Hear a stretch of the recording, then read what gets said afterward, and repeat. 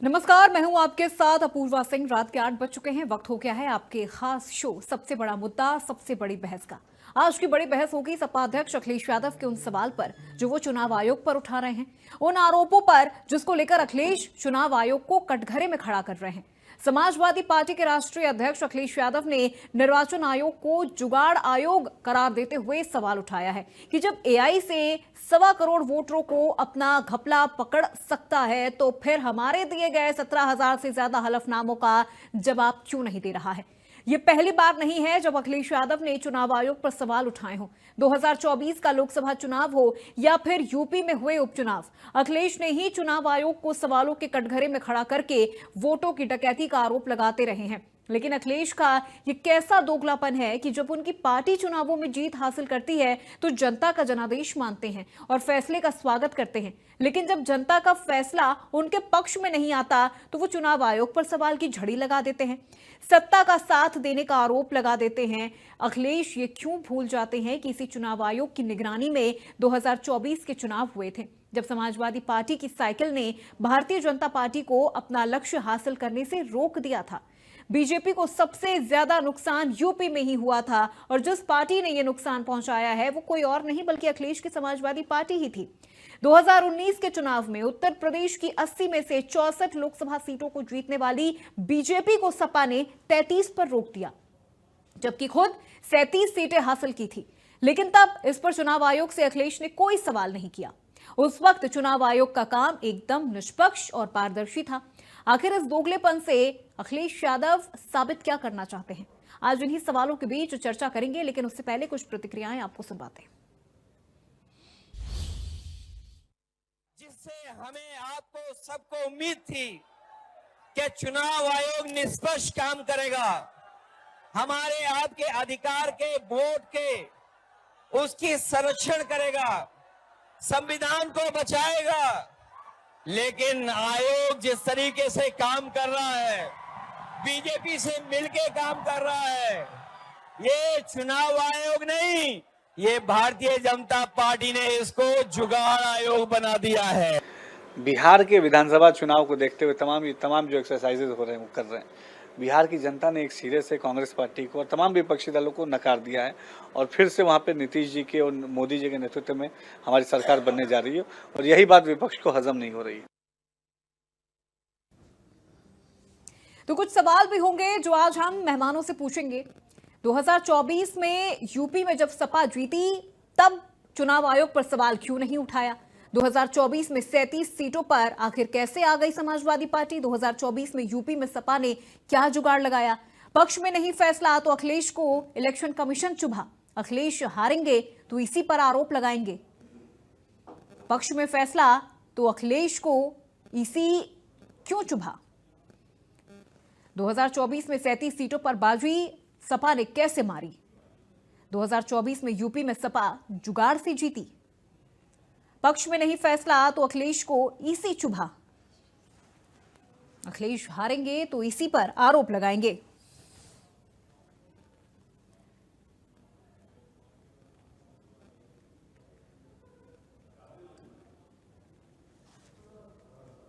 तो भी कुछ ही देर में मेहमान भी हमारे साथ जुड़ेंगे और उनसे हम ये तमाम सवाल पूछेंगे।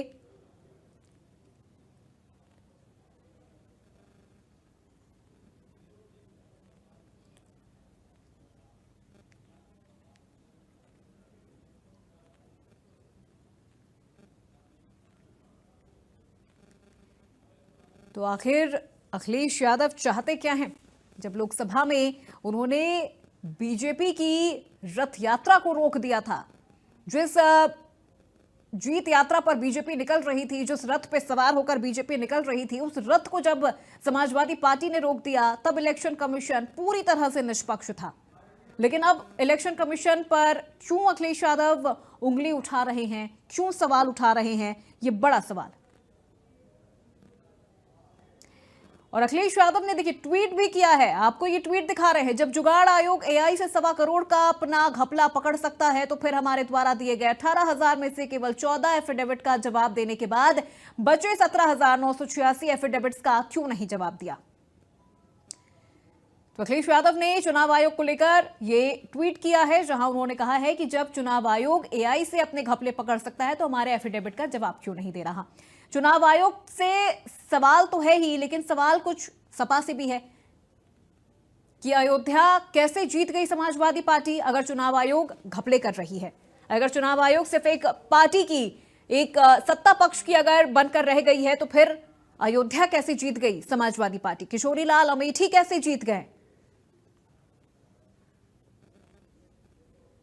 राहुल रायबरेली कैसे जीत गए। तो ये सवाल तो समाजवादी पार्टी से भी होगा। अखिलेश कन्नौज कैसे जीत गए। ये वो कुछ सीटें हैं जहां पर चाहे बात समाजवादी पार्टी की करे या कांग्रेस की करे, जीत हासिल हुई है। डिंपल आखिर मैनपुरी से कैसे जीत गई अगर चुनाव आयोग निष्पक्ष नहीं है। यूपी में कांग्रेस 6 सीट कैसे जीत गई। तो सीधे तौर पर यह पूरा मुद्दा एक बार फिर से वोट चोरी से जोड़ा जा रहा है। जब जुगाड़ आयोग एआई से 1.25 करोड़ का अपना घपला पकड़ सकता है, यहां पर जुगाड़ आयोग से मतलब है इलेक्शन कमीशन यानी चुनाव आयोग। जब चुनाव आयोग अपना घपला पकड़ सकता है तो अखिलेश यादव का सवाल है कि फिर हमारे एफिडेविट्स का जवाब क्यों नहीं दिया जा रहा। तो सवाल अखिलेश यादव से भी है, सवाल विपक्षी पार्टियों से भी है कि क्या जब वो हारेंगे तो पहले ईवीएम को दोष देंगे, उसके बाद जब हारेंगे तो अब एक नया पैंतरा है वोट चोरी का, जब हारेंगे तब एक नया पैंतरा है चुनाव आयोग पर उंगली उठाने का। तो अगर पक्ष में फैसला नहीं है तो अखिलेश को इलेक्शन कमीशन चुभने लगता है।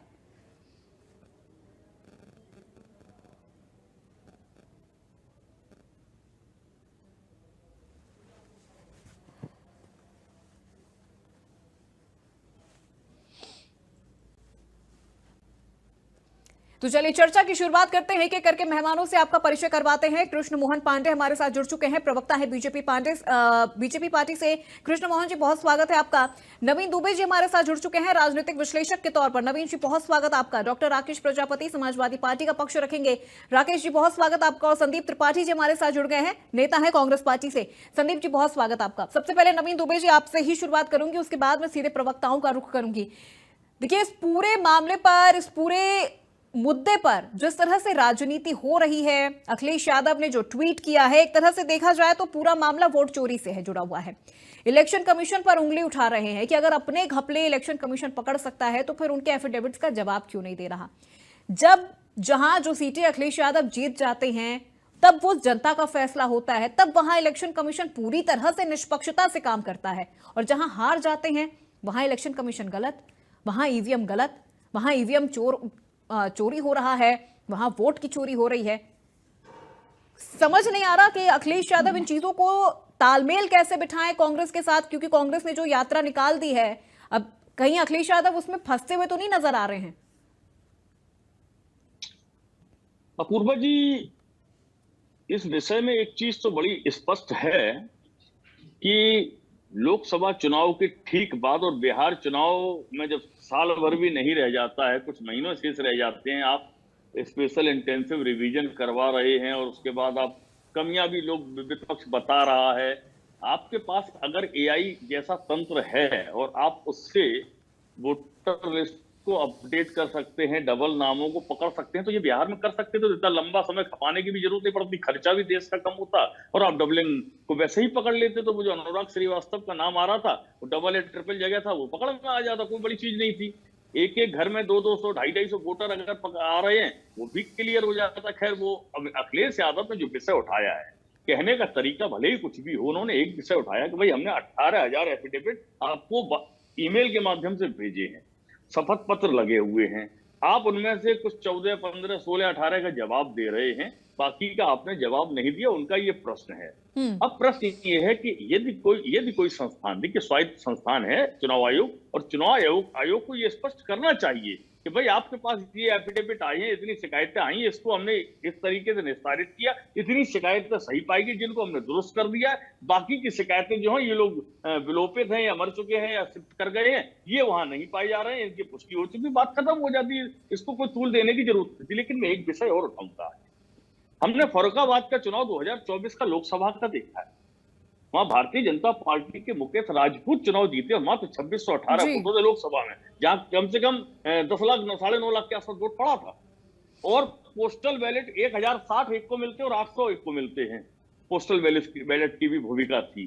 तो इस तरीके के परिणाम आते हैं। बहुत आरोप लगाए थे विपक्ष ने, लेकिन हालांकि उस पर कुछ नहीं हुआ। अल्टीमेटली वो लोकसभा के सदस्य मुकेश राजपूत जी चुने गए। तो मैं समझता हूं कि इस तरीके की परिस्थितियां जब उत्पन्न होती हैं, विपक्ष को अवसर मिलता है इस तरीके के सवाल करने का। और एक दूसरी चीज और है, आखिर इतने सारे बदलाव करने की चुनाव आयोग के लिए जरूरत क्या थी सरकार को? 45 दिन के बाद आप डेटा ही नहीं रखेंगे, सीसीटीवी फुटेज नहीं रखेंगे, क्यों भाई, क्यों नहीं रखेंगे? कौन सा नुकसान था उसमें देश का? क्या कोई बहुत बड़ी उसमें से रेडियस इस तरीके की निकलती हैं किरणें के साथ वो नुकसान पहुंचा देंगी, या आपके पास उतना डेटा प्रिजर्व करने के लिए कोई जुगाड़ नहीं है, कोई व्यवस्था नहीं है? 21वीं सदी का नया भारत है, ये तो छोटी सी चीज है। आप क्यों नहीं रखना चाहते हैं? प्रश्न इस बात का है, और उस पर कोई जवाब दे नहीं रहा। चुनाव आयोग भी जवाब देने को राजी नहीं है।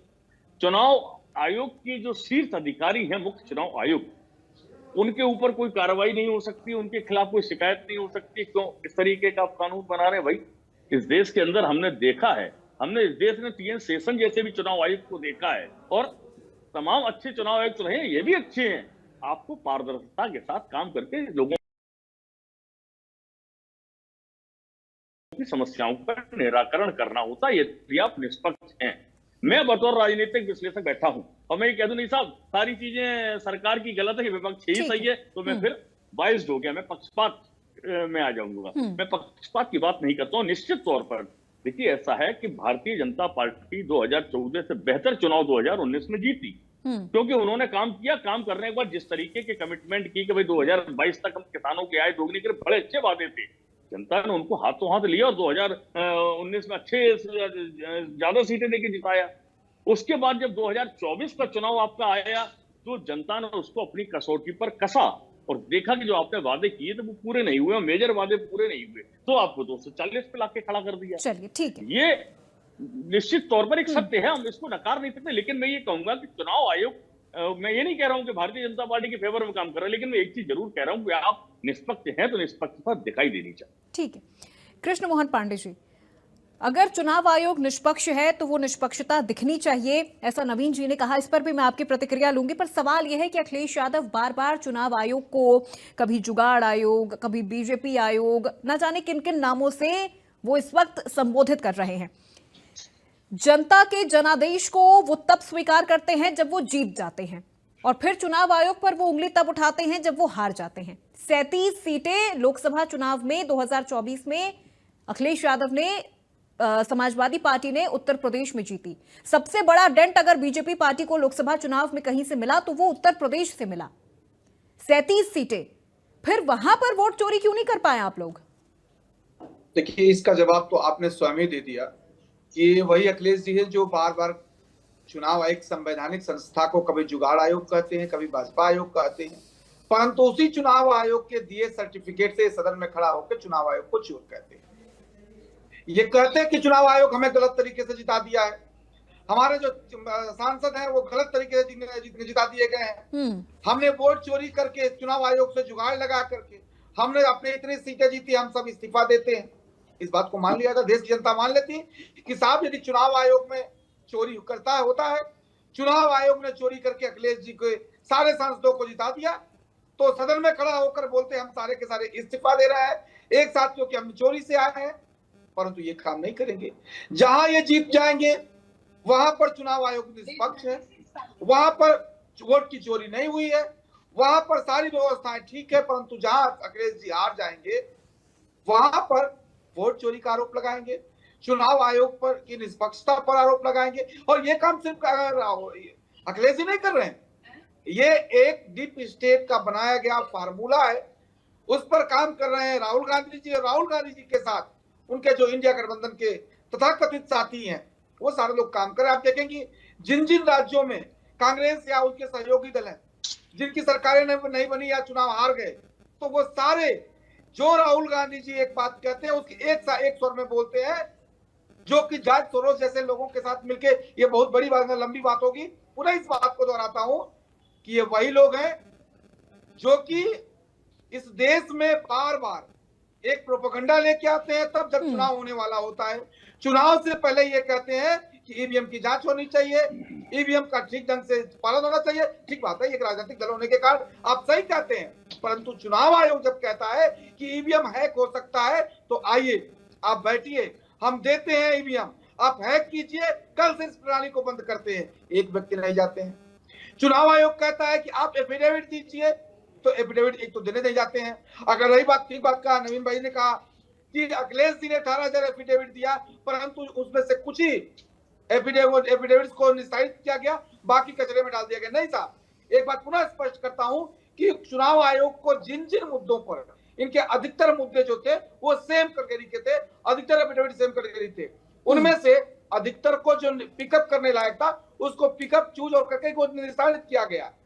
परंतु अखिलेश जी इस बात से बेखौफ बार बार इस देश में एक अलग तरह की राजनीति शुरू करना चाहते हैं, परंतु देश की जनता जानती है और इस देश का लोकतंत्र बड़ा ही सुदृढ़ है और बेहतर है। वो पता है कि ये वो लोग हैं जो समय अनुसार प्रोपेगेंडा लेके आते हैं और जब समय बीत जाता है तो प्रोपेगेंडा से छोड़ के नए प्रोपेगेंडा पर हंसते हैं।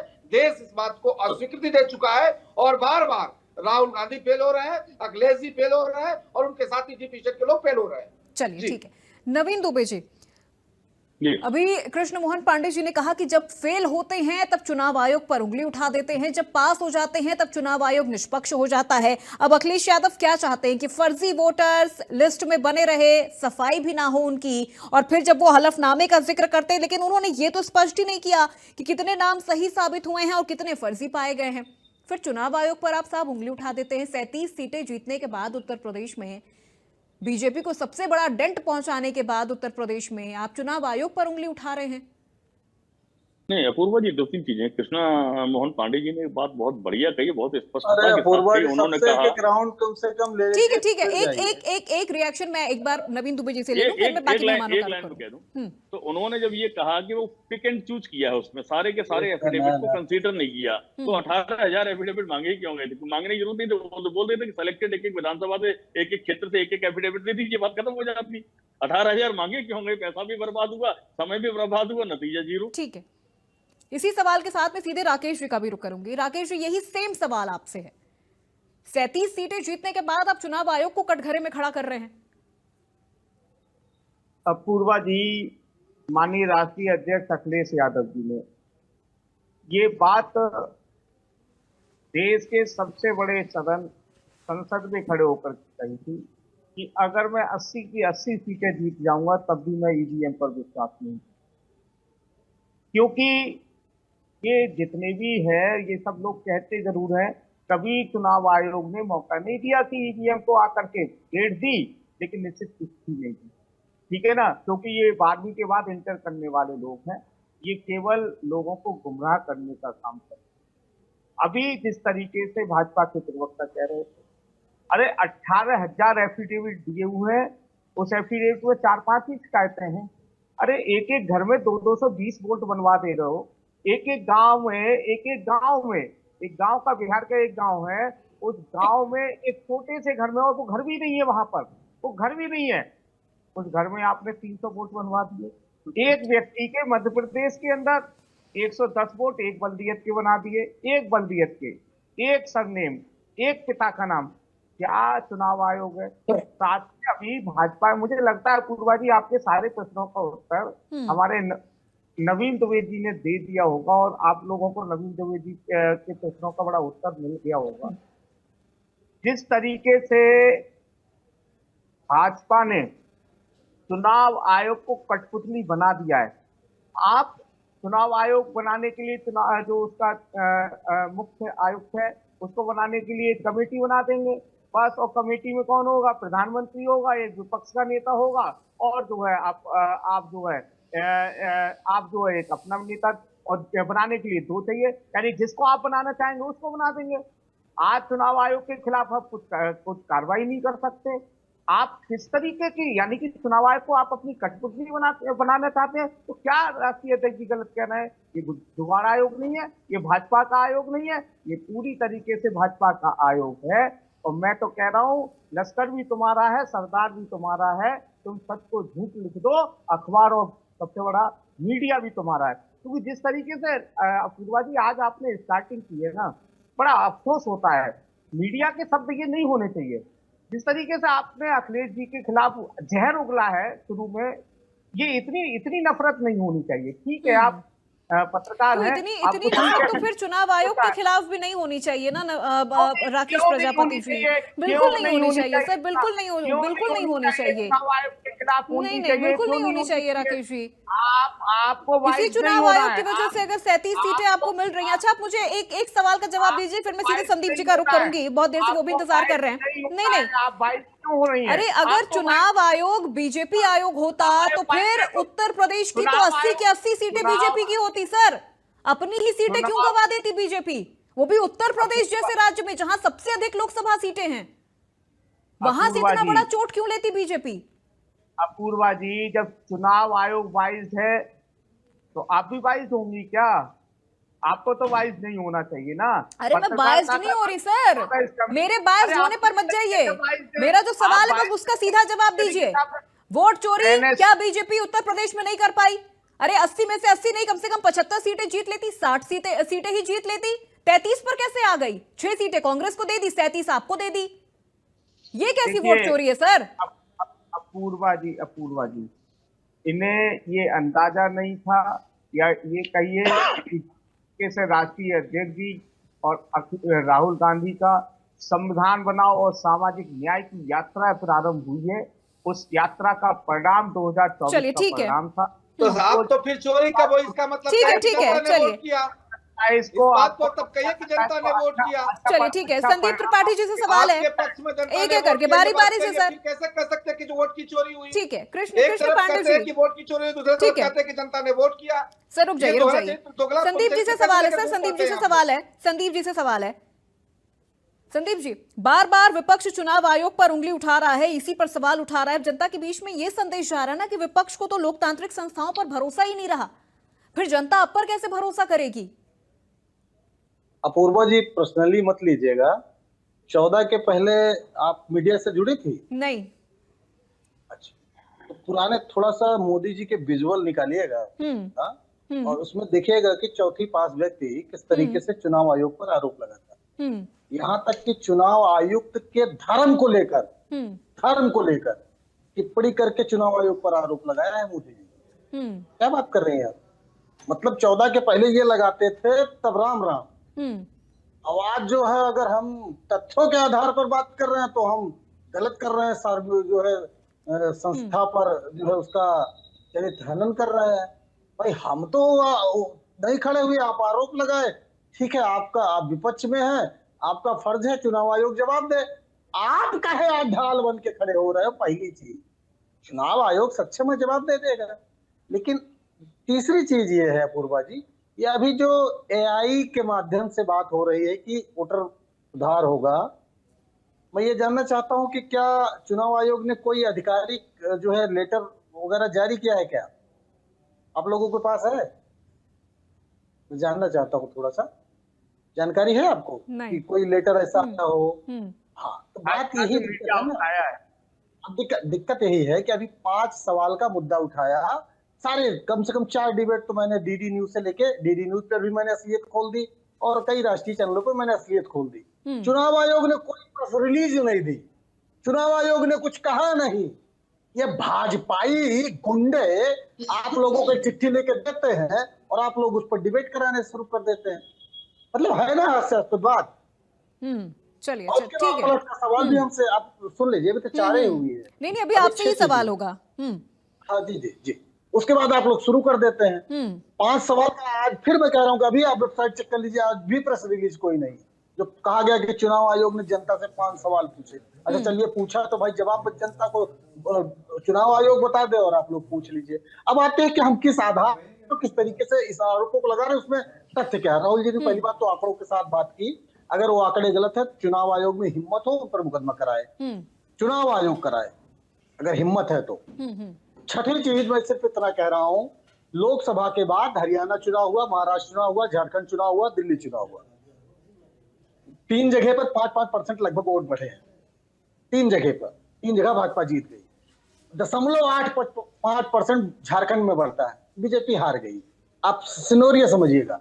दूसरी बात, तीनों जगह पर हरियाणा, झारखंड और महाराष्ट्र के चुनाव एक साथ होते थे हरदम। लेकिन कैसे हरियाणा वाला वोटर लेके जाना है हमको महाराष्ट्र, तो हमको चाहिए ना अवसर। अगर एक राउंड में चुनाव करा देंगे तो कैसे जाएगा? आप कभी अपूर्वा जी सोचिएगा कि जब हमारे पास संसाधन नहीं थे तो इस देश में 15 दिन 20 दिन में चुनाव निपट जाता था। आज 1.5 महीना चुनाव आयोग चुनाव करवाता है। काहे लिए? कि मोदी जी का वोटरवा यहाँ से उठा के फिर दूसरे राउंड में लेके जाना है, फिर दूसरे से पूरा हो जाएगा तो तीसरे में लेके जाना है। सबका नाम डला रखा, उन्हीं से वोट कराना है, जीत जाएंगे। अब अगर ये नहीं है, आज ये चुनाव आयोग जो कर रहा है ना, जब चोर पकड़ा जाता है तो माल बरामदगी पुलिस करेगी।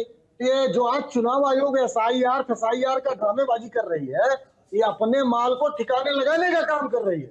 चोरी पकड़ी गई है। और जिस तरीके से हमारा इंटरनल काम चल रहा है, हम पूरे देश में लोकसभा वाइज आंकड़े लेके आएंगे। कोई टिकट करा ले, जितना बड़ा भाजपाई बनेगा ना, जब जनता लठ लेके महात्मा गांधी वाली निकलेगी ना, तो आपको भाग के चाइना ही जाना पड़ेगा। जिस चाइना को गाली देते थे गलवान के बाद 20 सैनिक शहीद होने के बाद, मोदी जी का ले बप्पा बचाओ, ट्रंपा मार रहा है। ये कितने दोगले लोग हैं। ये आजकल को कहेंगे कुछ, फिर कल पलट जाएंगे कुछ, कल फिर, मतलब कुछ तो स्टैंड पकड़ो भाई। आप चुनाव आयोग, अब ईवीएम की बात कर लीजिए, हैकथॉन। अब जान लीजिए भैया पांडे जी, जब चुनाव आयोग ने हैकथॉन बुलाया तो कहा कि ईवीएम ये रख दिए हैं, आप इसको हैक करके दिखाओ। हम ये कह रहे थे कि आप ईवीएम हमको दीजिए, हैक करके दिखा देंगे। हम तो, हमारा आरोप यह है कि गुजरात में वो मैन्युफैक्चरिंग होती है, वहीं से सॉफ्टवेयर में खेला मेला होता है। आप हमको दीजिए, हम करके दिखा देंगे उस ईवीएम को। आज हम कह रहे हैं हम करके दिखा दे। कंप्यूटर हार्डवेयर नेटवर्क इंजीनियर हूँ, और तब का हूँ जब अच्छे लोग कंप्यूटर टच करने से डरते थे। आप दीजिए, मैं करके दिखा दूंगा। ईवीएम दीजिए मुझे, एक दिन के लिए दीजिए, दूसरे दिन मैं लेके आऊंगा और ईवीएम हैक करके दिखा दूंगा। ये जो खेला मेला आप लोग करते हो ना, और नहीं तो जीवीएल नरसिम्हा जी की किताब पढ़ लो भाई। ठीक है, यानी इसका मतलब संदीप त्रिपाठी जी इतनी मोटी किताब लिखी है। ठीक है संदीप त्रिपाठी जी, यानी सबसे ज्यादा, एक मिनट सर, यानी सबसे ज्यादा चुनाव आयोग का अगर किसी ने हनन किया है, किसी ने इस्तेमाल किया है अपने फेवर के लिए, तो वो बीजेपी ने किया है। नहीं देखिए, फिर मैं ये कह रहा हूँ कि अब सुन लीजिए पूर्व। नहीं, मेरा बहुत सिंपल सा सवाल है कि बीजेपी ये चीजें कर रही है, बीजेपी वोट चोरी कर रही है। कोई एक लाइन में जवाब नहीं होता। सुन लीजिए, आपने सवाल क्या, मेरा जवाब क्या होगा वो तो नहीं डिसाइड करिए, जवाब मुझे देना। अपूर्वा जी, हम सिर्फ इतना कह रहे हैं कि आरोप जब ये हम सत्ता में थे तब भी लगाते थे। फर्क यहाँ है कि हम ढाल बनकर नहीं खड़े होते थे। लोकतंत्र में विपक्ष का काम है, वो अगर कोई शंका है, एक विपक्ष ही नहीं, एक व्यक्ति की शंका है तो वो व्यक्त कर सकता है, उसका समाधान करना जो है सार्वजनिक संस्थाओं का काम है। आप ढाल बन के खड़े होते हो तब समझ में आता है कि ओ ये चोर मौसेरे भाई हैं, दोनों की मिली भगत है। हम तो एक ही जान रहे थे। जब ढाल बन के खड़े होते हो तब समझ में आता है क्या। और दूसरी बात, 89 लाख हम लोगों ने कंप्लेन की है बिहार के SIR में। जैसा कि अभी कुत्ता बिल्ली की बात आई कि कुत्ता बिल्ली का भी वहां वोट बना हुआ है, ट्रंप का भी वोट बना हुआ है, ट्रैक्टर का वोट बना हुआ है, बैलगाड़ी का वोट बना हुआ है, पिलई का वोट बना हुआ है। तो ये जिस तरीके का काम वहां पर हुआ है, 89 लाख हमने कंप्लेन की। ठीक है, 89 लाख कंप्लेन का हमने, जो सुन तो लीजिए, और चुनाव आयोग कह रहा है कोई कंप्लेन नहीं हुई। जब हम सुप्रीम कोर्ट में आंकड़ा रख दिए तब फिर गिनगिनाने लगे, कह रहे हैं कि नहीं, अब आप जब तक चलेगा, फाइनल लिस्ट आ जाएगी तब तक आप कंप्लेन करिए। चलिए, यानी कांग्रेस ने कभी चुनाव आयोग पर सवाल नहीं उठाया, कभी कांग्रेस ने चुनाव आयोग का इस्तेमाल नहीं किया, कभी अपनी पार्टी के लिए, अपनी पार्टी को बचाने के लिए, सत्ता को बचाने के लिए चुनाव आयोग को कभी कांग्रेस ने इस्तेमाल ही नहीं किया। अब ये कहना चाह रहे संदीप त्रिपाठी जी? अगर सुन लीजिए अपूर्वा जी, अगर आपके पास कोई घटना तथ्य हो तो तथ्यों के साथ बात करिए। अरे मैं बस पूछ रही हूँ, आप इसका हाँ ना में जवाब दीजिए ना। हम कैसे हाँ ना में राजनीति में जवाब नहीं होता ना। अभी 2 सवाल, आप हाँ भी बोलेंगे तो भी मैं तथ्य रखूंगी, आप ना बोलेंगे तो भी मैं तथ्य रखूंगी। आपने चोरी कब से बंद की बताइए? चलिए ठीक है, आप चोरी कब से बंद की? आप हाँ बोलेंगे तो भी मैं तथ्य रखूंगी, आप हाँ बोलेंगे तो भी मैं तथ्य रखूंगी। संदीप जी एक मिनट, मेरा काम है सवाल पूछना। संदीप जी मेरा काम है सर सवाल पूछना। मत करिए ना कि हाँ या ना। ठीक है, पहले सुन लीजिए, हाँ या ना प्रश्नोत्तरी नहीं चलती है। राजनीति में जब कोई सवाल आप करेंगे तो जवाब ठीक है। उसका हाँ ना से इतर होता है। या तो अगर आप रैपिड राउंड खेलना है तो बिल्कुल खेलिए, हम जवाब देंगे हाँ ना में। ठीक है, यानी कभी इंदिरा सरकार में चुनाव आयोग का इस्तेमाल नहीं हुआ, कभी अपनी सत्ता बचाने के लिए, कभी। अब एक मिनट संदीप जी, अब बीच में नहीं, अगर कोई आरोप लगा रहा है तथ्यों के आधार पर लगाए, हम जवाब। बीच में नहीं संदीप जी बीच में नहीं, आपने बोल लिया, अब मेरी बारी है। यानी इंदिरा सरकार में कभी भी चुनाव आयोग का इस्तेमाल नहीं हुआ, इंदिरा सरकार में कभी भी चुनाव आयोग का इस्तेमाल अपनी सत्ता बचाने के लिए नहीं हुआ, ये आप कहना चाह रहे हैं कि ठीक है हम अभी चुनाव आयोग पर उंगली उठा रहे हैं, लेकिन एक दौर ऐसा भी था संदीप जी जब कांग्रेस ने सबसे ज्यादा अगर चुनाव आयोग का इस्तेमाल किया तो वो मुझे लग रहा है सबसे ज्यादा कांग्रेस ने किया है। अब आपको ये भी मैं बता देती हूँ, तो बताइए ना। चलिए बता रही हूँ सर, बता रही हूँ बहुत बड़े चोर थे, मान ले। एक मिनट सर, बता रही हूँ। 12 जून 1975 को इलाहाबाद हाईकोर्ट ने इंदिरा गांधी का चुनाव रद्द किया। फैसले के तुरंत बाद इमरजेंसी लगी। बहुत आंकड़े हैं, बहुत आंकड़े। अब रुक जाइए, अब पहले या तो सुन लीजिए या तो फिर आप काउंटर कर लीजिए। पुलिस वाले अब या तो आप सुन लीजिए या तो काउंटर कर लीजिए संदीप जी, ऐसे नहीं चलेगा, ऐसे नहीं चलेगा, ऐसे नहीं चलेगा। या तो आप सुन लीजिए या तो फिर आप काउंटर कर लीजिए। आपने आंकड़े तथ्य बोले, मैं आंकड़े तथ्य पेश कर रही हूँ, आप पहले पूरा सुन लीजिए फिर आप इस पे काउंटर करिएगा। कई राज्यों में चुनाव टाले गए, आयोग को पूरी तरह से सरकार की लाइन पर चलाएगा। उस वक्त मुख्य चुनाव आयोग टी स्वामीनाथन थे। इशारों पर काम करने का उन पर आरोप भी लगा कि इंदिरा सरकार के इशारों पर काम कर रहे हैं। इसके बाद 1980 में आ जाइए, हालांकि आंकड़ा 1977 का भी है जब आपातकाल के बाद चुनाव हुआ। 1980 में भी जनता पार्टी का सरकार जब गिरा, उसके बाद चुनाव हुए तो आरोप यह लगा कि इंदिरा गांधी ने चुनाव आयोग पर फिर दबाव बनाया है ताकि चुनाव जल्द कराया जाए और विपक्ष को तैयारी का समय ना मिले। हालांकि इंदिरा गांधी बहुत भारी बहुमत से सत्ता में वापसी कर गई। आयोग की स्वतंत्रता पर भी सवाल उठा है। इंदिरा गांधी के शासनकाल 1966 से 77 और 80 से 84 में चुनाव आयोग की स्वतंत्रता सबसे ज्यादा प्रभावित हुई है। इसके अलावा उस समय चुनाव आयोग के पास आज जैसी कोई संवैधानिक शक्ति नहीं थी। क्यों नहीं थी? सरकार की वजह से नहीं थी।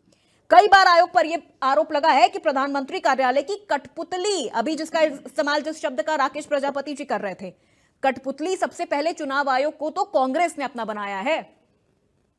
नवीन दुबे जी, इतने आंकड़े, एक मिनट रुक जाइए, अब जवाब लूंगी सर, जवाब लूंगी, लेकिन एक बार नवीन जी का इस पर रिएक्शन ले लूं। कौन सतरईबाजी है? आपने कांग्रेस पर आरोप लगाया, कांग्रेस से जवाब लीजिए पहले।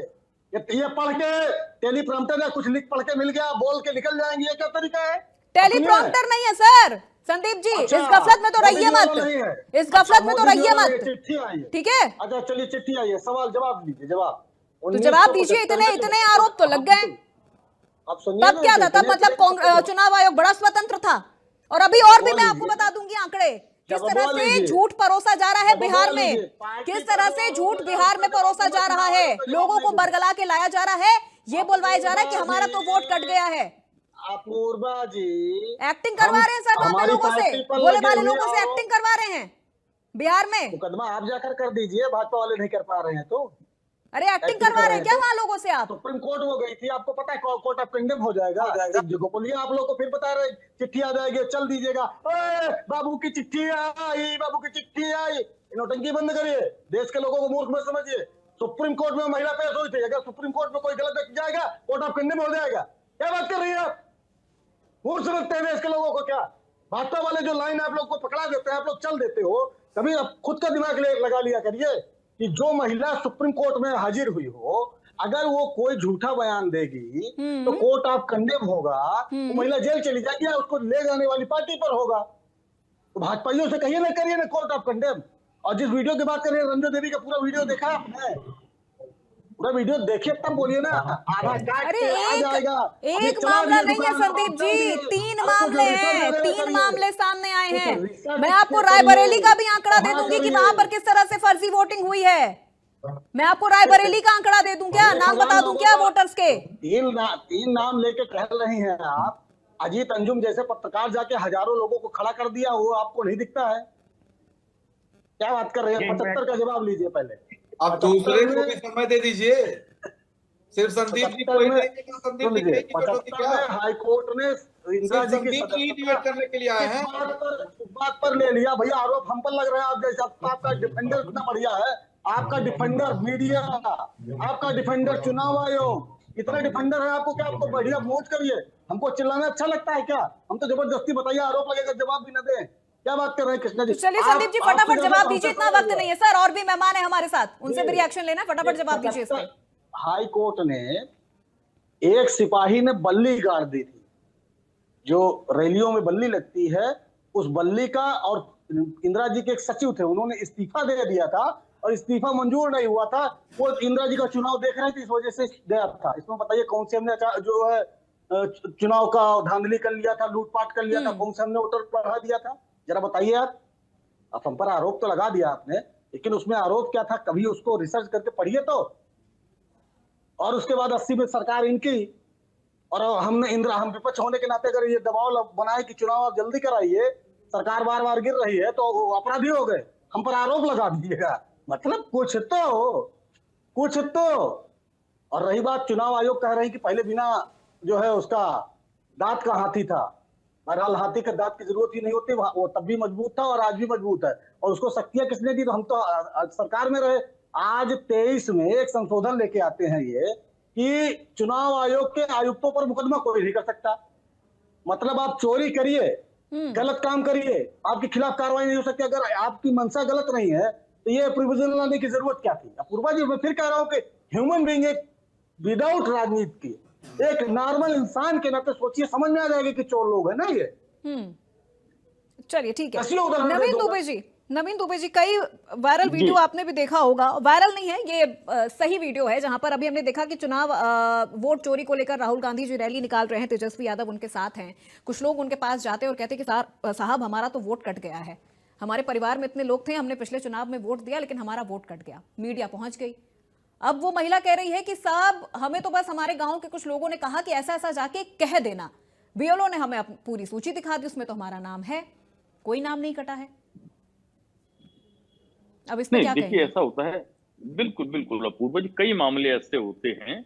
मान ली एक महिला का गलत नाम बताया गया और इस तरीके की चीज हुई, लेकिन ये जो डॉक्यूमेंटेड है कि एक एक घर में 250-250, 300 वोट अगर आ रहे हैं, जीरो मकान नंबर आ रहा है, या फादर के नाम में कुछ है ही नहीं, और अगर है XYZ लिख दिया, तो ये तो कहीं ना कहीं आप समझिए कि लापरवाही है। दूसरी एक चीज, एक बहुत अच्छा टॉपिक अभी चल रहा था जो आपने उठाया, इंदिरा गांधी का।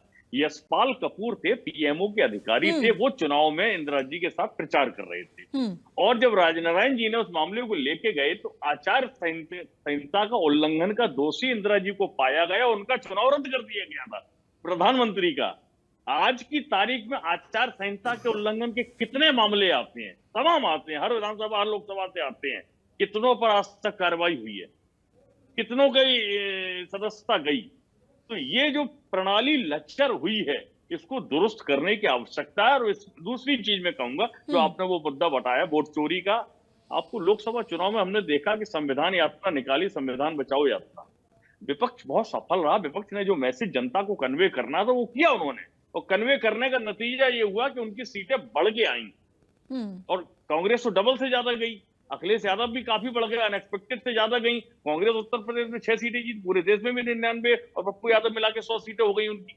अब दूसरी चीज ये आती है कि जिस तरीके से वोट चोरी यात्रा निकल रही है और जो नैरेटिव लेके वो चल रहे हैं, एक्चुअली क्या वो डॉक्यूमेंटेड है, और उसमें जो डिफेंस चुनाव आयोग दे रहा है, वो डिफेंस किसी की गले नहीं उतर रहा। आप चुनाव आयोग कोई नेता नहीं है। माताओं बहनों की हम वीडियो फुटेज जारी नहीं, अरे कौन सी माताएं बहनें की वो प्राइवेट फुटेज है भाई। आज माताएं बहनें मॉल में नहीं जाती हैं क्या, बाजार में? वहां तो सीसीटीवी लगे और रिकॉर्ड में रहते, कोई घटना होती है तो रिवील भी किए जाते हैं। इसमें कौन सी बड़ी बात हो गई? आप इस तरीके की जो हल्की दलीलें चुनाव आयोग से अपेक्षित नहीं होती हैं, नहीं देनी चाहिए। उनको सीधा कहना चाहिए कि ये हमने 45 दिन का नियम बनाया था, ठीक है, हम इसको 5 साल तक रिजर्व रखेंगे, जब तक वहां दोबारा चुनाव नहीं होगा रहेगी। अगर मान लो कोर्ट में कोई मैटर जाता है, हम उसको वहां पे प्रोड्यूस करेंगे, उसमें क्या दिक्कत आ रही है? ये कोई बहुत बड़ा विषय नहीं है भारत जैसे देश के लिए। लेकिन कहीं ना कहीं समथिंग ब्लैक इन दी बॉटम, वो दिखाई दे रहा है कि कहीं ना कहीं दाल में कुछ काला, उसका लाभ विपक्ष ले रहा है, वो अपनी यात्रा निकाल रहा है और उनको समर्थन मिल रहा है। ये चीज है। ठीक है राकेश जी, अखिलेश यादव कहते हैं कि एआई से 1.25 करोड़ फर्जी वोट पकड़े जा सकते हैं, तो फिर मतलब अखिलेश यादव क्या चाह रहे हैं कि ये फर्जी वोटर बने रहे लिस्ट में? अगर वो पकड़े जा रहे हैं तो ये तो अच्छी बात है ना। और वोटर लिस्ट में तो हर साल जिस तरह से लोग जुड़ते हैं, कई लोगों के नाम कटते हैं, कई नए वोटर्स जुड़ते हैं। अच्छा अपूर्वा जी, भारतीय जनता पार्टी एआई का फायदा केवल चुनाव आयोग के लिए पहुंचाना चाहती है ना। अरे एआई का फायदा इस प्रदेश में करोड़ों युवा जो रोजगार की समस्या से घूम रहा है उनके लिए पहुंचा दीजिए।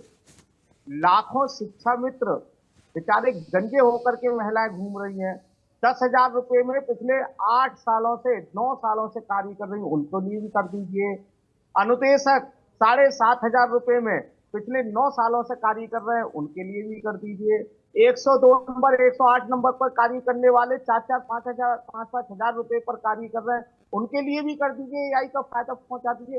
रसोईया मात्र 2,000 रुपए मिलते हैं, मात्र 2,000 रुपए महीने के, यानी 66 रुपए पर डे। एआई का फायदा उनके लिए भी पहुंचा दीजिए। पंचायत सहायक जिन्हें मात्र 6,000 रुपए मिलते हैं, उनके लिए भी कुछ फायदा पहुंचा दीजिए एआई का। आशा बहन है, उनके लिए भी कोई फायदा पहुंचा दीजिए। विद्युत संविदा कर्मचारी, उनके लिए कोई फायदा पहुंचा दीजिए।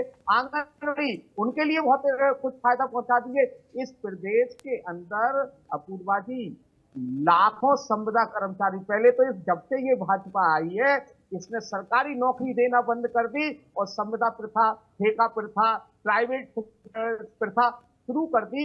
इन एआई का फायदा क्या इन लोगों को नहीं पहुंचेगा? एआई का फायदा केवल अपने लाभ के लिए पहुंचाएंगे। दूसरी बात ये बात है डिजिटल इंडिया की, मेक इन इंडिया की। अभी नवीन दुबे जी कह रहे थे, बिल्कुल सच कह रहे थे। अरे शाम को 5 बजे 6 बजे चुनाव खत्म हो जाता है। अफसोस की बात अपूर्वा जी ये है कि 7-7 दिनों तक कुल कितने पड़े हैं ये डाटा नहीं दे पाते हैं। बात डिजिटलाइजेशन की करते हैं। पहले जो था, जब बैलेट पेपर होते थे उनको स्टोर करने के लिए बहुत जगह चाहिए थी। आज तो स्टोर करने के लिए कुछ नहीं चाहिए, एक चिप चाहिए, एक छोटा सा एक एसडी कार्ड चाहिए। ये उसको स्टोर नहीं कर सकते। ये क्या करना चाहते हैं? इस देश को किस ओर ले जाना चाहते हैं? तानाशाही की ओर ले जाना चाहते हैं। चुनाव आयोग के खिलाफ कार्रवाई नहीं कर सकते, चुनाव आयोग के खिलाफ कोई मुकदमा नहीं कर सकते, तो ये तो तानाशाही हुई ना। ये जिससे क्या पहले कांग्रेस की सरकार रही, कांग्रेस ने कभी ऐसा किया? ये आप कांग्रेस की तीन लोगों को गिन रही है, लेकिन आज जितनी चोरियां उत्तर प्रदेश में और बिहार में, हरियाणा में, हिमाचल प्रदेश में इन्होंने की है उसको नहीं गिन रही है। तो किस तरीके से राजस्थान के अंदर हुआ, उत्तर प्रदेश के अंदर, फर्रुखाबाद के अंदर डीएम ने क्या किया था? मुकेश राजपूत को जिताने के लिए बदायूं के अंदर पिछली बार माननीय धर्मेंद्र यादव जी चुनाव लड़े थे, फुल वोट पड़े और गिनती में 18,000 वोटों का अंतर कहां से आया आज तक नहीं पता चल रहा है, क्योंकि 8 दिन किसमें लग जाते हैं। गिनती कुल कितने वोट पड़े इसमें जानते हैं। कोई तरीका है? क्या तरीका है? इस तरीके से खिलवाड़ बना के रख दिया। इसीलिए कहा है राष्ट्रीय अध्यक्ष जी ने ये जुगाड़ आयोग है। कृष्णमोहन पांडे जी जवाब दीजिए। तानाशाही कर रहे हैं आप। चुनाव आयोग पर कोई सवाल नहीं खड़े कर सकता, चुनाव आयोग पर कोई केस नहीं कर सकता, फिर चुनाव आयोग से जब जवाब मांगा जा रहा है तो फिर चुनाव आयोग की ढाल आप लोग बन जा रहे हैं। क्या चुनाव आयोग सक्षम नहीं है कि वो अपनी एक मिनट अपूर्वा जी भाजपा बाद में ढाल बन रही है। सबसे बड़ी ढाल तो आजकल जो हमारा चौथा स्तंभ है वो पहले बन रहा है। सबसे बड़ी दिक्कत तो ये वो ढाल बन करके खड़ा हुआ है। आज अगर हम प्रश्न करते हैं तो भाजपा के प्रवक्ता बाद में बोलते हैं, पहले मीडिया के लोग बोलना शुरू करते थे। ये सबसे बड़ी दिक्कत है। जबकि मीडिया तो सिर्फ तब भी थी जब समाजवादी पार्टी थी उत्तर प्रदेश में, मुझे लग रहा है तब भी स्थिति कुछ ऐसी ही रही होगी। तब ये स्थिति सब जानते कैसी स्थिति थी, ठीक है ना? सब जानते तो अच्छी बात है, ठीक है, सब जानते तो अच्छी बात है, ठीक है। कृष्णमोहन पांडे जी जवाब दीजिए सर। देखिए, अभी आपने कहा कि चुनाव आयोग का भारतीय जनता पार्टी ढाल बनती नहीं साहब। चुनाव आयोग एक संवैधानिक संस्था है और स्वतंत्र संस्था है। वो जवाब जो भी ये प्रश्न पूछेंगे उसका जवाब चुनाव आयोग ही देगी, भारतीय जनता पार्टी नहीं देगी। सुप्रीम कोर्ट एक स्वतंत्र संस्था है, वो सुपरवाइजरी बॉडी ऑफ कॉन्स्टिट्यूशन है। ये सुप्रीम कोर्ट क्या जवाब देती है, किसका पिटीशन एक्सेप्ट करती है, किसका खारिज करती है, उसके लिए भारतीय जनता पार्टी कभी भी हस्तक्षेप नहीं करेगी और ना उसके लिए जिम्मेदार है। उसी तरह से चुनाव आयोग किसका पिटीशन एक्सेप्ट करती है, किसका जवाब देती है, यह चुनाव आयोग संवैधानिक संस्था, उसकी जिम्मेदारी है, भारतीय जनता पार्टी की जिम्मेदारी नहीं है। स्पष्ट कर रहा हूं। दूसरी बात, तो फिर आप ऐसी बात क्यों करते हैं साहब? हमारे पे आरोप लगते हैं कि वोट भारतीय जनता पार्टी कर रही है। चुनाव इस देश में संवैधानिक संस्था चुनाव आयोग कराती है और वोट चोरी भारतीय जनता पार्टी कराती है। ये दोगलापन जो है, ये दोहरा चरित्र जो है पार्टियों का, उसका जवाब भारतीय जनता पार्टी देती है। ये भी बैठे पैनल के लोग बार बार इस बात को कह रहे हैं कि वोट चोरी भारतीय जनता पार्टी कराती है, परंतु वोट बढ़ाने या घटाने का काम चुनाव आयोग करती है। ये बेशर्मी की पराकाष्ठा लिए घूम रहे हैं, जनता इस बात को जानती है। दूसरा, हमारे साथी कांग्रेस के साथी ने कहा कि इनको ईवीएम दे दिया जाए, ये हैक कर देंगे। मैं गारंटी देता हूं और चैलेंज करता हूं इस आपके डिबेट के माध्यम से, ये चुनाव आयोग को लिखे। सुप्रीम कोर्ट ने इस बात को कह चुकी है कि यदि कोई हैक कर सकता है तो रिटेन दे के आइए और हैक कीजिए। इनकी क्षमता नहीं है, भाग पाएंगे। ये डिबेट में बात कर रहे हैं, भाग जाएंगे। तीसरी बात कह रहा हूं कि हमारे मित्र ने कहा कि चाइना, सुन लीजिए, सुनिए ना, सुना मैंने आपको बहुत देर से। इन्होंने कहा कि चाइना पाकिस्तान कहां कहां जाते हैं, गलवान की बात करते हुए कि दोगली नीति है। साहब, आपकी दोगली नीति को इस देश ने देखा है कि किस तरह से जो पाकिस्तान इस देश पर हमला करता है, उसके अपने जीते हुए क्षेत्र को छोड़ करके आप ये लोग चले जाते हैं। चाइना जब युद्ध होता है तो किस तरह से जीते हुए क्षेत्र को आप चाइना को देकर चले जाते हैं और यूएनओ मामले को लेकर जाते हैं। इस देश ने अपने दोगलेपन को देखा है। दूसरी बात, हमारे मित्र ने कहा कि चोर चोर मौसेरा भाई। अब हम चोर चले गए, बताइए भाई जो है, संदीप जी थोड़ा सा अपनी भाषाओं पे, मर्यादा पे थोड़ा सा ध्यान रखिए सर। नहीं, बिल्कुल नहीं संदीप जी, डिबेट में आप बैठे हैं, सड़क पे नहीं बैठे हैं। थोड़ा सा अपनी शब्दों पर ध्यान रखिए। बोलेंगे, बाकी दुनिया सुनेगी। संदीप जी को ऑडियो डाउन करिए। और ये जो चोरी है ना, संदीप जी, इस तरह से चर्चा नहीं चलेगी। आप सड़क पे नहीं बैठे हैं सर, डिबेट में बैठे हैं, और डिबेट की गरिमा का थोड़ा ध्यान रखिए और अपने शब्दों पर संयम रखिए। यहाँ पर हमारे लिए सभी मेहमान बहुत माननीय होते हैं सर, तो किसी के बारे में इस तरह के अपशब्द और इस तरह के जो व्यवहार है आपके, ये मैं बर्दाश्त नहीं करूंगी। सुनिए ना, मैं बताता हूँ कि चोर चोर मौसेरा भाई कौन है। पहले ये बताओ, चोर चोर मौसेरा भाई कौन है? अरे सुनिए, झूठा चोर चोर मौसेरा भाई कौन है? सुनिए, इस देश में क्षेत्रीय दलों का उभार जो हुआ वो कांग्रेस विरोध में हुआ, वो समाजवादी पार्टी का हुआ, वो आरजेडी का हुआ, ये सारे लोगों का। और कांग्रेस कहती रही कि क्षेत्रीय दल जो है ये सारे के सारे जातिवादी हैं, और वो क्षेत्रीय दल कहते रहे कि कांग्रेस चोर है। लेकिन जब ये दोनों हारे तो आज दोनों बिहार में एक साथ घूम के चोर चोर मौसेरा भाई को घूम रहे थे। जो कल तक एक दूसरे को चोर कहते थे, मुलायम सिंह पर एफआईआर किसने किया, लालू पर एफआईआर किसने किया, देश के जितने क्षेत्रीय दल थे उन पर एफआईआर किसने किया, ये आरोप लगाते रहे कि कांग्रेस हमें दबाती है। ये एक दूसरे को चोर बनाते रहे, और आज जब ये हार गए, सत्ता से बाहर हो गए, तो ये चोर चोर मौसेरा भाई उनके बिहार में घूम रहे हैं। चलिए ठीक है, जनता समझ रही है। सुनिए ना, अभी सुनिए ना, हमारे साथ कांग्रेस सपा के साथी ने कहा कि संविदा की नौकरी शुरू करते हैं। साहब, जरा अपने समाजवादी पार्टी का इतिहास खोल के देख लीजिएगा। उत्तर प्रदेश में संविदा की नौकरी शुरू करने वाले समाजवादी पार्टी है। और सुन लीजिए, सुनिए, समाजवादी पार्टी आपने कहा कि शिक्षा में लेके आया, आप सबकी बात कर रहे थे, आए थे ना साहब, आप सरकार में थे, क्यों नहीं लेके आए? नहीं दिए, क्योंकि आपके पास सरकारी नौकरी, सुनिए ना, 1.5 लाख 5 वर्षों में आपने दिया है, मात्र 1.5 लाख सरकारी नौकरी 5 वर्षों में दिया है। और एक बात आपने कहा कि चलिए ठीक है सर, अब क्लोजिंग कमेंट में सभी मेहमानों से लूंगी। ठीक है कृष्ण मोहन पांडे जी, क्लोजिंग कमेंट में सभी मेहमानों से लूंगी, और जिससे मैं क्लोजिंग कमेंट के सवाल पूछूंगी, मैं उम्मीद करूंगी कि जवाब भी मुझे बस उन्हीं से मिले, बीच में किसी तरह की कोई चिल्लम चिल्ली ना हो। नवीन दुबे जी, सर आपसे क्लोजिंग कमेंट इस पूरे विषय पर।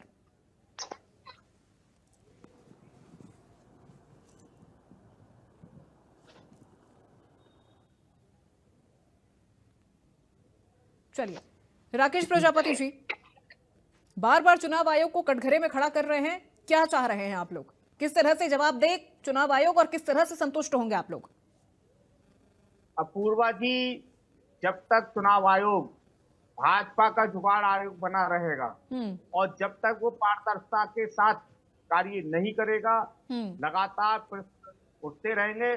और देखिए, मैं एक बात बहुत बड़ी कहना चाह रहा हूँ, जो जिस तरीके से 2024 के चुनाव में आम जनता के बीच में एक बात पहुंच चुकी थी कि अगर भाजपा 400 पार होगी और भाजपा सरकार आएगी तो संविधान बदला जाएगा। आज देश के प्रत्येक नागरिक को पता चल गया है कि वोट चोर गद्दी चोर चलिए, और ठीक है। वोट की चोरी संदीप जी। है और पूरे देश है, के ठीक अंदर है। संदेश जा चुका है कि वोट चोरी का कार्य कौन चलिए, कर ठीक रहा है, है। ठीक है राकेश जी। संदीप जी, क्लोजिंग है, कमेंट इस पूरे विषय पर। अब रुक जाइए राकेश जी, रुक जाइए सर, वक्त की कमी है, समझिए इन चीजों को।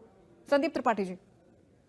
अपूर्वा जी, ये बहुत ही गंभीर विषय है कि जिस तरीके से लोकतंत्र की हत्या की जा रही है, इन सारे हथकंडों के माध्यम से हम विपक्ष में होने के नाते, सुधार के नाते ही अगर हम कोई सवाल उठा रहे हैं तो भारतीय जनता पार्टी को इस तरीके से नहीं पेश करना चाहिए कि हम चुनाव आयोग के दुश्मन है या देश के दुश्मन है। अगर सुधार की प्रक्रिया पे सवाल खड़ा कर रहे हैं तो ढाल मत बनिए। इसलिए कि अगर वोटर अभी आए, एक सवाल और आया था कि कैसे लीजिए, कैसे पता कि आपको वोटर जो है सपा का है कि आपका है। भाई, आपने एक अभियान चलाया, हमारा बूथ सबसे मजबूत, उसमें आपने एक फॉर्म दिया, उस फॉर्म के माध्यम से आपने अपने बूथ के अध्यक्षों से पूछा कि विपक्ष का नेता कौन है, वहां पर वो कौन कौन सी विचारधारा के लोग हैं, इनके रिश्तेदार कहाँ पर है, सारी डिटेल पहले आपने बाकायदे मंगाई और उस डिटेल मंगाने के बाद ये सारी नौटंकी आप कर रहे हो। तो आप कैसे ऐसे पता है ठीक है, आपने एक सर्वे करा, उस सर्वे के कृष्ण मोहन आधार पांडे पर जी। आप लोगों को वोट काटते हैं। कृष्ण मोहन पांडे और जी, जात के- बार बार जात के चुनाव आधार आयोग की पर ढाल जैसे आप लोग बन बातें रहे होती हैं। चुनाव आयोग खुद भी अपने तमाम आरोपों के जवाब देने के लिए सक्षम है। यही तो चाह रही है विपक्ष कि जो आरोप लग रहे हैं, जो सवाल पूछे जा रहे हैं, उस पर जवाब दे। मैं पुनः दोहराता हूं अपनी बात को। ये भारतीय जनता पार्टी का स्टैंड है कि चुनाव वोट बढ़ाने घटाने का काम चुनाव आयोग का है। चुनाव आयोग संवैधानिक संस्था है और चुनाव आयोग पर लगे सारे आरोपों की जिम्मेदारी और उसको जवाब देने की जिम्मेदारी वो चुनाव आयोग की है, भारतीय जनता पार्टी की नहीं है। चलिए, ठीक है, बहुत शुक्रिया सभी मेहमानों का हमारे साथ जुड़ने के लिए इस चर्चा में। कृष्ण मोहन पांडे जी, नवीन दुबे जी, डॉक्टर राकेश प्रजापति जी और संदीप त्रिपाठी जी। तो देखिए, आज की बहस से ये चीज तो साफ है कि बार बार चुनाव आयोग पर उंगली उठाई जा रही है। देश के संवैधानिक तंत्र पर जिस तरह से उंगली उठाई जा रही है, जनता के बीच भी एक संदेश जा रहा है और नकारात्मक संदेश ही जा रहा है।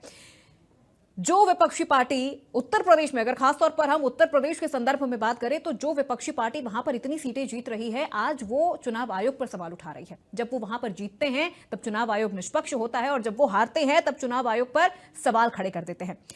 लेकिन लोकतंत्र में जनता के फैसले से बड़ा कुछ भी नहीं होता और आने वाले चुनावों में यह देखना बेहद दिलचस्प होगा कि इस बार की जो ये लड़ाई है, ये जनता किसके पक्ष में लड़ती हुई नजर आएगी और किसके सिर पर जीत का ताज सजेगा। तो आज मेरे साथ इस चर्चा में बस इतना ही। प्रदेश की तमाम खबरों के लिए आप देखते रहिए इंडिया न्यूज उत्तर प्रदेश उत्तराखंड।